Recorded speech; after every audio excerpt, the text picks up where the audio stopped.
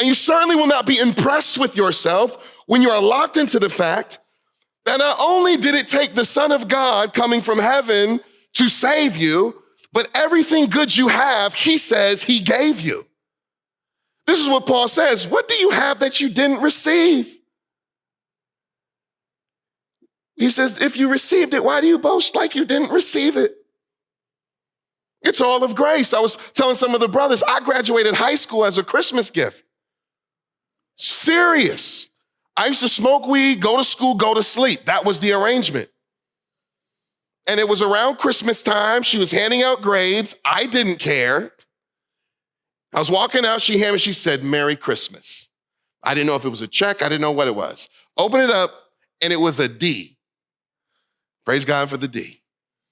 Graduated high school with a 1.7 GPA because my English teacher looked out for me. Now, what would have been crazy is if I strutted across the stage at graduation day, like, we did it.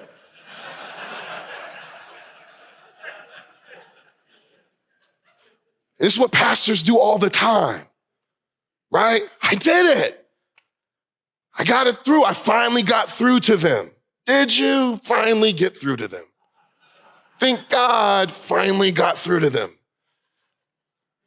Did he finally get through to you? He's like, it's grace. It's all grace. It's not from you. You contribute nothing to the ministry. Nothing.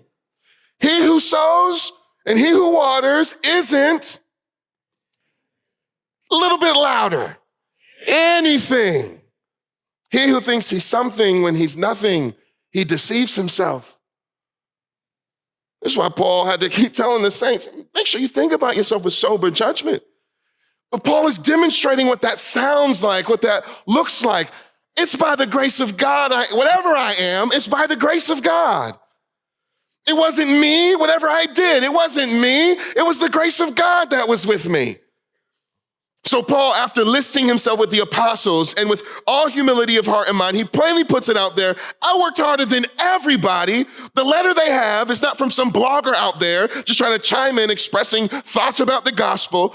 This is from a bona fide apostle who was chosen, not because he was a good dude or a dope speaker, but he was selected according to the wisdom and sovereign calling of God, who received the same grace that all the people of God received, who has the same office that all the other apostles have, and who was teaching what they were supposed to be devoted to. And if they had anything, they shouldn't be disregarding him because of his untimely birth, but they should be marveling that God has given grace for their benefit.